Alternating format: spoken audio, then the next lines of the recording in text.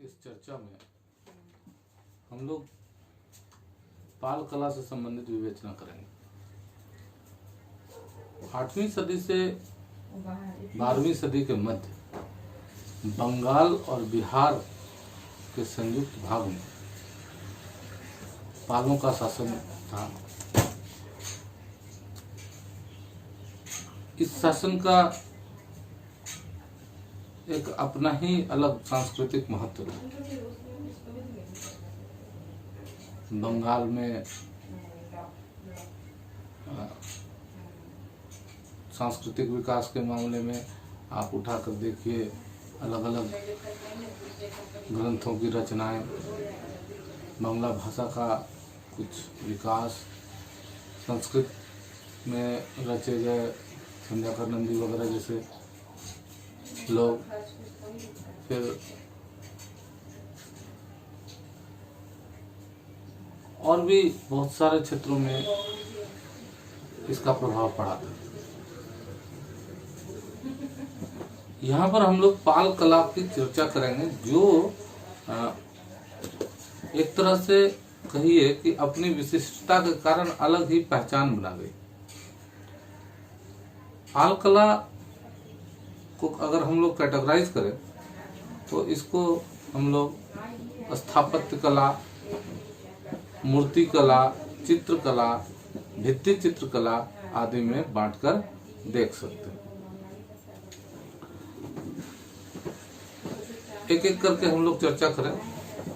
सबसे पहले आइए स्थापत्य कला। स्थापत्य कला के नमूने हमको बंगाल के साथ साथ बिहार में मिलते हैं।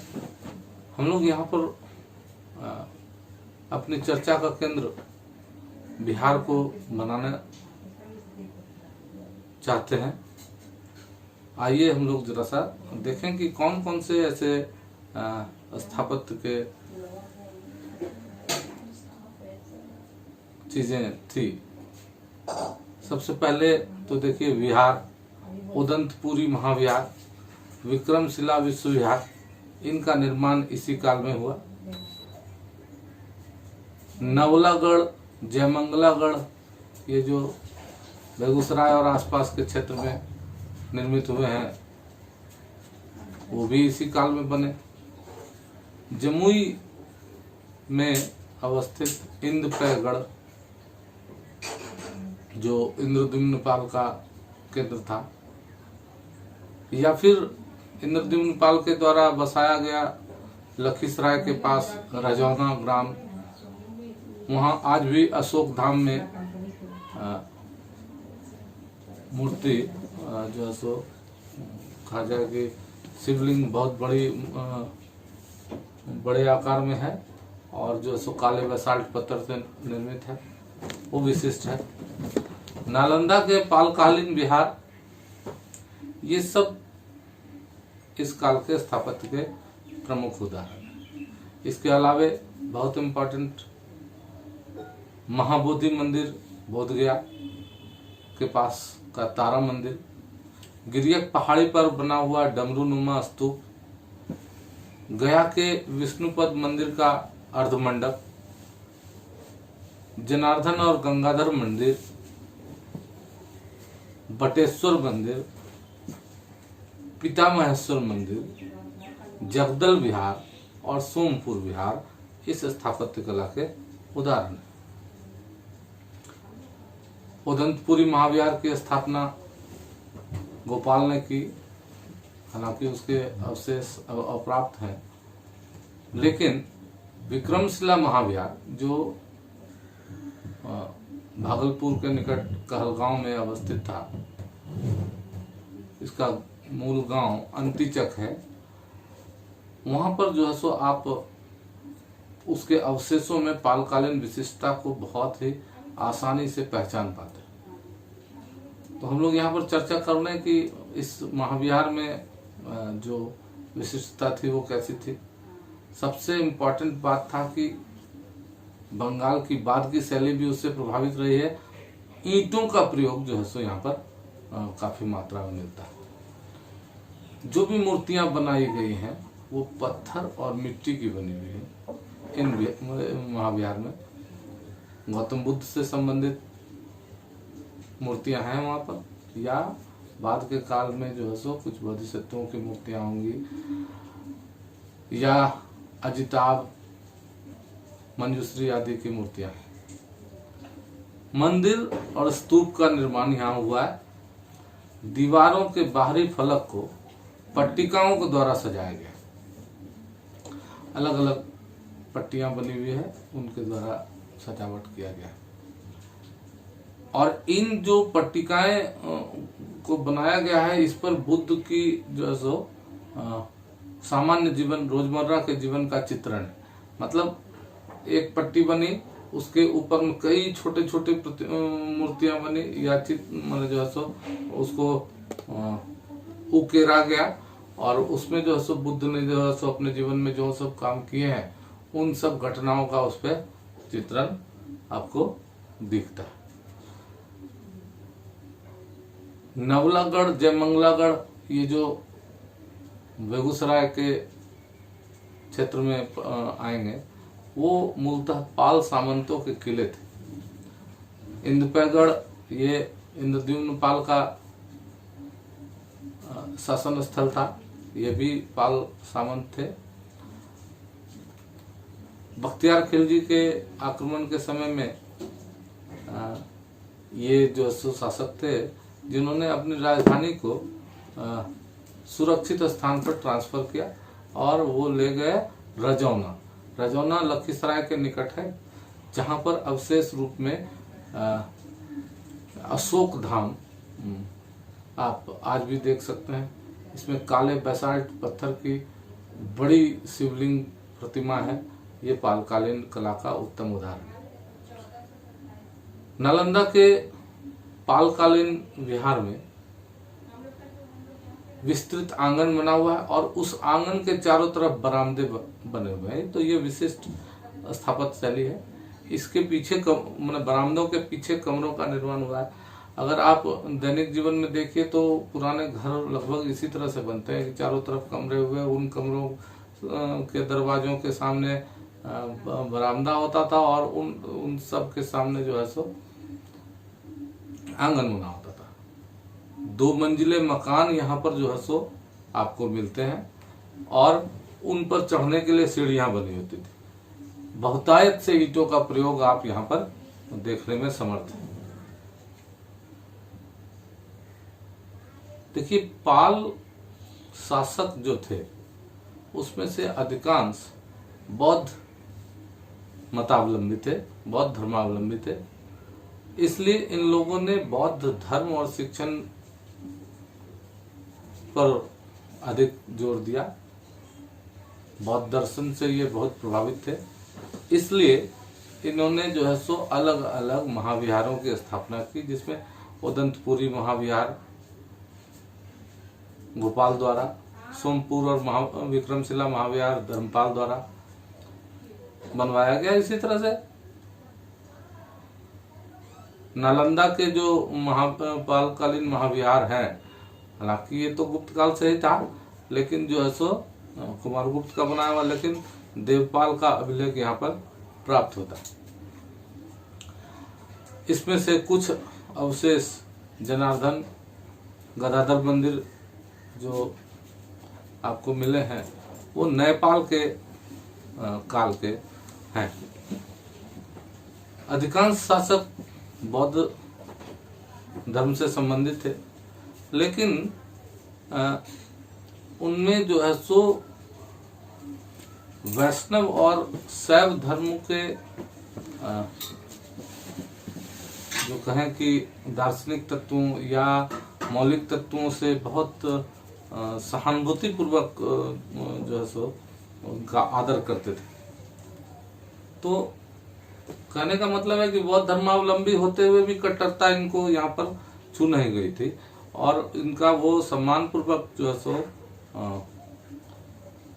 ध्यान रखते थे। इसलिए आपको विष्णुपद मंदिर का अर्धमंडप इसी काल का बना हुआ दिखेगा। उसी तरह से आप अंतिचक के निकट कहलगांव चले जाइए। कहलगांव में वटेश्वर स्थान जो है पाल सामंत वटमित्र के द्वारा बनाया गया था। तो ये जो है सो एक तरह से शैव मंदिर है। तो शैव धर्म और विष्णु धर्म से संबंधित अभी भी जो है सो अगर आप अंग प्रदेश में, संथाल परगना में, बंगाल के पश्चिमी भाग में घूमकर देखें तो आपको जो है सो बहुत सारे मंदिर मिल जाएंगे और इन मंदिरों में काली प्रतिमाएं बनी हुई मिलेंगी जो बेसाल्ट पत्थरों की है। ये सारी जो है सो प्रतिमाएं पालकालीन। अब बौद्ध धर्म की भी कई अलग अलग शाखाएं थी, जैसे वज्रयान शाखा, उससे संबंधित आप दो भी महाविहार देखते हैं। एक तो वो विक्रमशिला वाला आप देख चुके हैं, दूसरा जगदल विहार भी जो है सो बौद्धों की वज्रयान शाखा से संबंधित है। तो ये स्थापत्य कला में पाल शासकों ने बहुत ही विशिष्ट योगदान दिया। और अब हम लोग जरा सा चर्चा करें दूसरी महत्वपूर्ण कला पाल मूर्ति कला के बारे में। पाल मूर्ति कला, जैसा कि हम लोग चर्चा कर चुके हैं अभी कि विभिन्न मंदिरों में काले पत्थर की प्रतिमाएं मिलती हैं इस काल से संबंधित, तो उसको 3 कैटेगरी में हम लोग रख सकते हैं। पहला,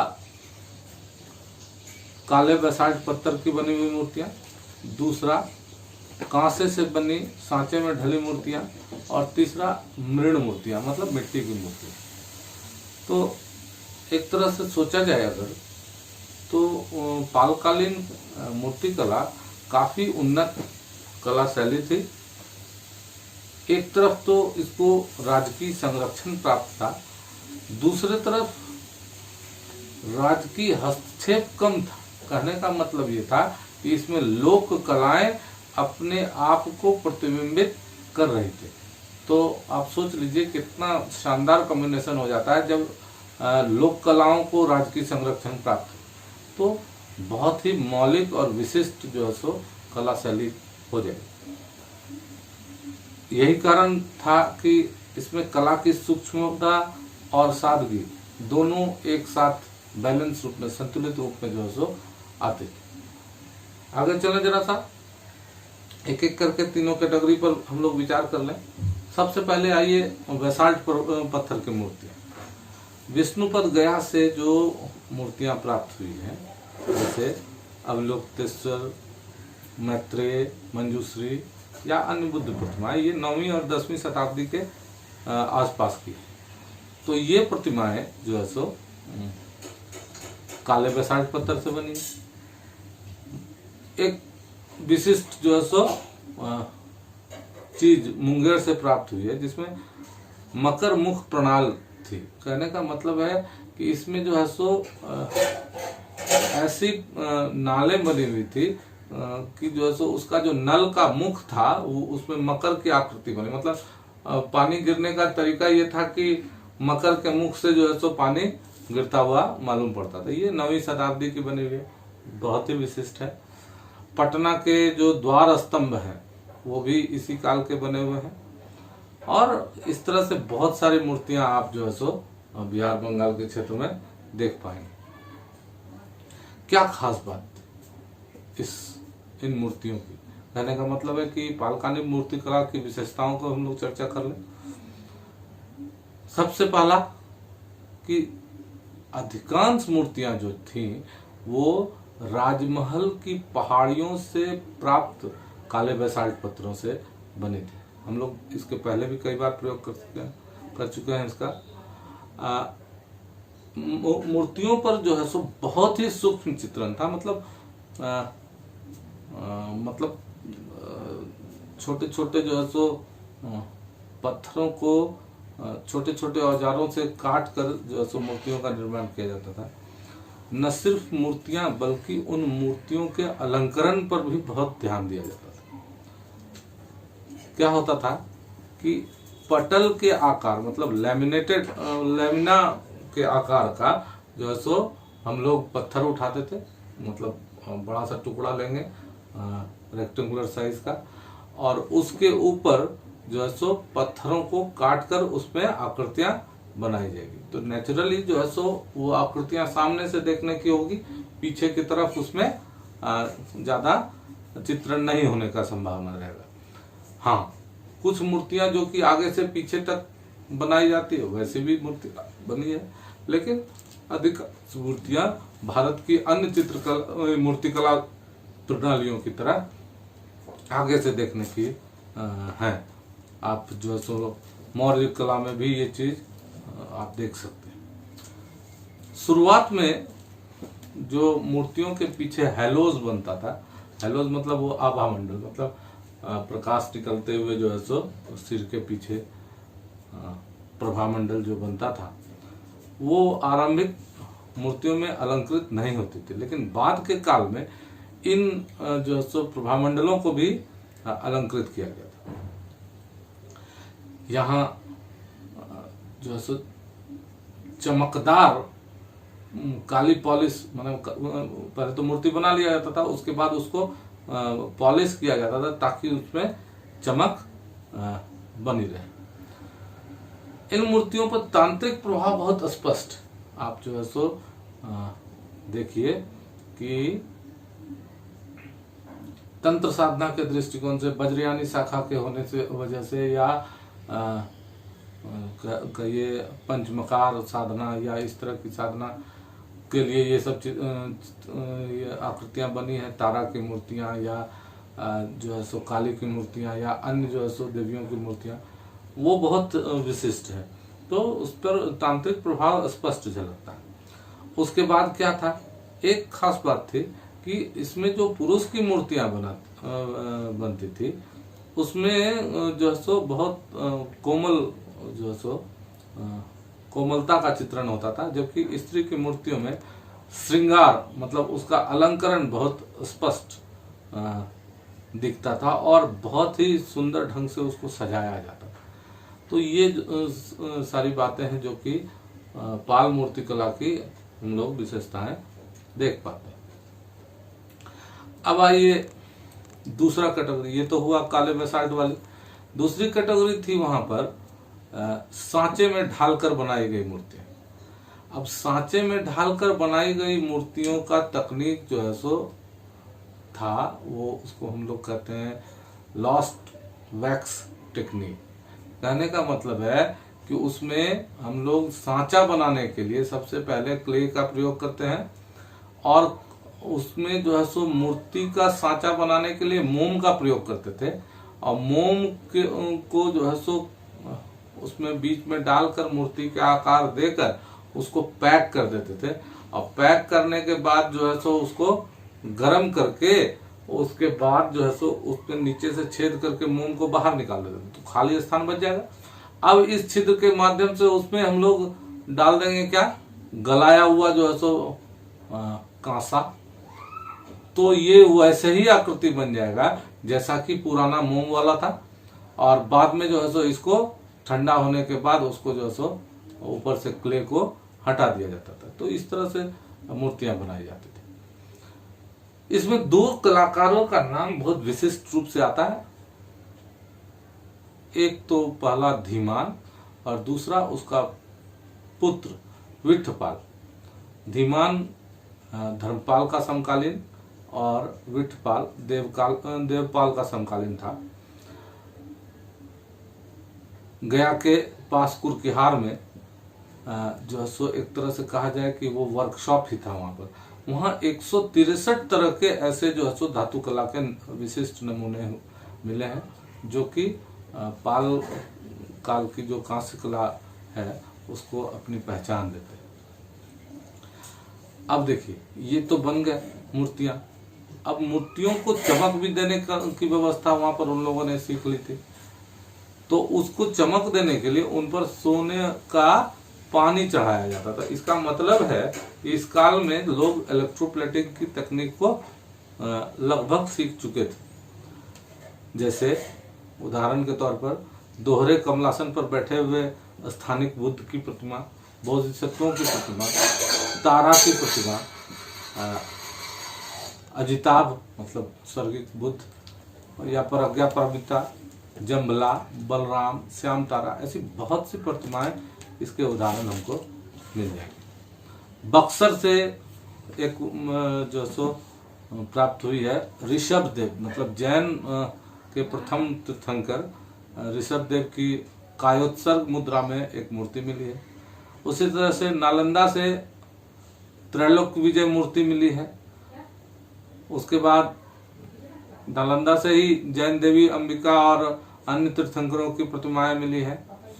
ये सब जो है सो यहाँ पर हम लोग, और सबसे इम्पोर्टेंट बात है कि कॉमनली इसमें लॉस्ट वैक्स टेक्निक का ही प्रयोग किया जाता है। लॉस्ट वैक्स टेक्निक हम लोगों के यहाँ शुरू से है। हम लोग जो है सो सिंधु घाटी के समय से ही इसका साक्ष्य पाते हैं। ठीक है, तो ये हुई दूसरी कैटेगरी। तीसरी कैटेगरी है मृण मूर्तियां। ये मृण मूर्तियां मतलब मिट्टी की मूर्ति। अंतिचक मतलब जहाँ पर विक्रमशिला महाविहार अभी है, वहां से जो है सो कुछ अवशेष प्राप्त हुए हैं इस तरह की मृण मूर्तियों के। इसके अलावे संथाल परगना और मुंगेर के क्षेत्रों से इस तरह की मृण मूर्तियां प्राप्त हुई। मिट्टी को की मूर्ति बनाकर उसको पकाकर फिर इन जगहों से बहुत ही सुंदर और कलात्मक मृदभांड मिले। मृदभांड मतलब ये कि जो है सो मिट्टी के बने हुए बर्तन, मतलब खाने पीने का जो इस्तेमाल करने वाला बर्तन था वो मिट्टी, पकाई हुई मिट्टी से बनता था और बहुत ही सुंदर तरीके से उसको जो है सो तैयार किया जाता था। तो ये मूर्तियां थी। तो ये था पालकालीन मूर्तिकला। अब आइए हम लोग चर्चा कर लेते हैं पालकालीन चित्रकला के बारे में। पालकालीन चित्रकला भी उसी तरह से जो है सो वज्रयानी तांत्रिक प्रभाव उसमें भी स्पष्ट दिखता है, जैसा कि उसके मूर्तिकला में दिखता है। दो इम्पोर्टेंट तरीके से पालकालीन चित्र बनाए गए हैं। एक तो पांडुलिपियों की सजावट के लिए और दूसरे इंडिपेंडेंट मिनिएचर्स मतलब लघु चित्रण।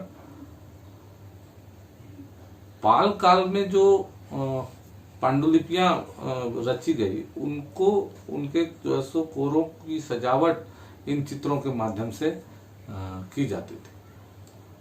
आप जानते हैं कि इस समय लेखन कार्य के लिए भोज और ताड़ ये दो प्रकार के जो है सो पत्ते इस्तेमाल में लाए जाते थे। तो बिहार बंगाल के क्षेत्र में भोज का जो सो भोजपत्रों की कमी थी, बहुत कम भोजपत्र के पेड़ मिलते थे, लेकिन ताड़ बहुतायत से मिलता था, इसलिए इन क्षेत्रों में ताड़ के ही पत्रों पर अधिकांश रचनाएं हुई है। तो ये जो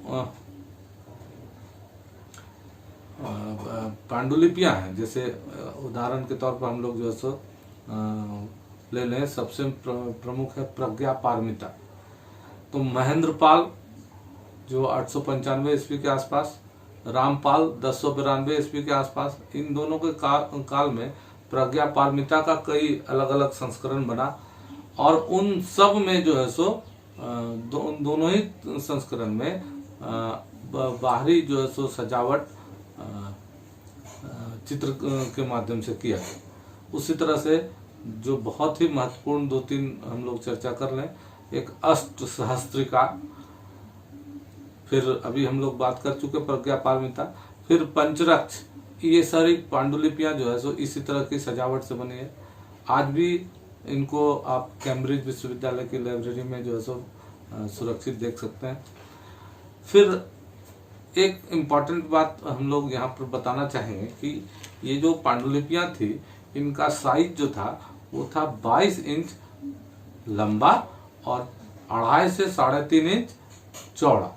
तो ये पांडुलिपियां एक कैटेगरी ये हो गई कि पांडुलिपियों पर चित्रण। दूसरा ये जो है सो लघु चित्र, मतलब ये इंडिपेंडेंट चित्र थे, ये किसी पांडुलिपि से संलग्न सन्नद्ध नहीं थे। लगभग 100 मिनिएचर्स का चित्रण यहाँ पर हम लोग देखते हैं। 100 के आसपास जो है सो हमको यहाँ पर प्राप्त हुए। इनमें प्रमुखता से बौद्ध देवी देवताओं का चित्रण आपसे हमने पहले ही चर्चा कर ली कि चूंकि ये वज्रयानी संप्रदाय से संबंधित जो है सो प्रभाव इन पर ज्यादा था, बंगाल का असर था, तांत्रिक साधना का असर था, इसलिए तारा, मंजूश्री, अवलोकतेश्वर, जमला, इन सब का ज्यादा चित्रण होता था।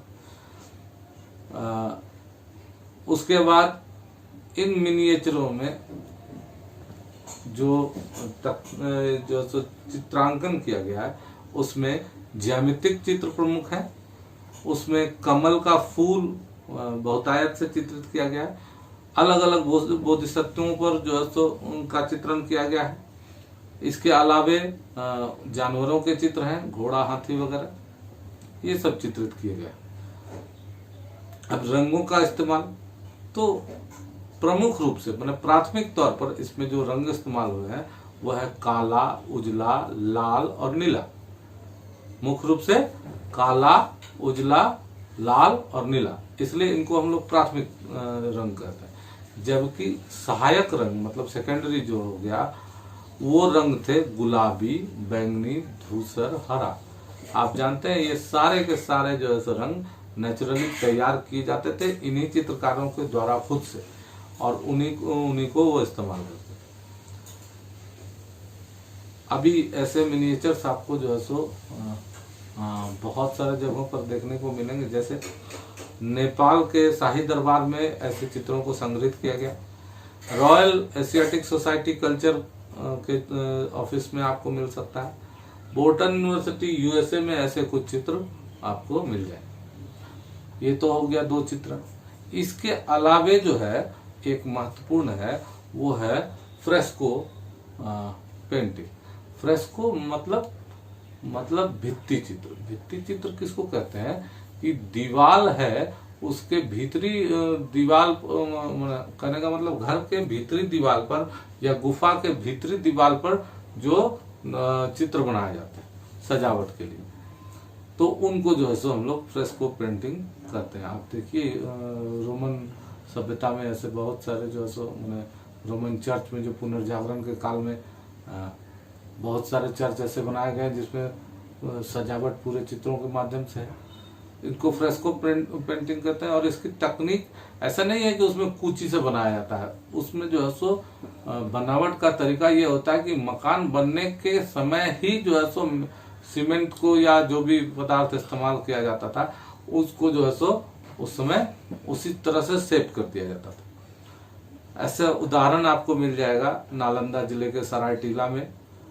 इसमें जो है सो भित्ति चित्रों में बहुतायत से हाथी, कमल आदि बौद्ध प्रतीकों का प्रयोग किया गया। इसके अलावे पशु पक्षियों, मनुष्यों, इन सब का सजीव चित्रण है। और मनुष्यों का जो चित्रण है उसमें केश विन्यास, वस्त्र और परिधान सब कुछ चित्रित किया गया। इसके अतिरिक्त नारी चित्रों में बाली, हार, चूड़ियां, बाजूबंद, इन सब आभूषणों का प्रयोग स्पष्ट रूप से देखा जा सकता है। तो इस तरह से अगर माना जाए तो कह सकते हैं कि पाल कालीन चित्रकार जो थे वो बहुत ही मतलब कहें कि जो है सो सजग थे अपने समाज के प्रति, और उसमें संवेदनशीलता थी। इसलिए कि जो है सो ये इससे भी स्पष्ट हो जाता है कि उन्होंने छोटी छोटी जो है सो चीजों पर बहुत ही ध्यान दिया है ना। तो ये सब जो है सो मेरे हिसाब से इन तीनों चारों बातों को ध्यान में रखिए। अपने जो है सो परीक्षा की तैयारी के ख्याल से बीपीएससी वगैरह में पाल कला से अक्सर जो है सो क्वेश्चंस आते हैं। उसमें आप जो है सो स्थापत्य को, चित्रकला को, इन सब को अलग से जो है सो कैटेगराइज कर लीजिए। आशा है इस विश्लेषण से आपको एक माने जानकारी का आधार मिल गया होगा, जिसके आधार पर आप जो है सो अपना और विस्तृत डिस्कशन तैयार कर सकते हैं, क्वेश्चन तैयार कर सकते हैं। धन्यवाद।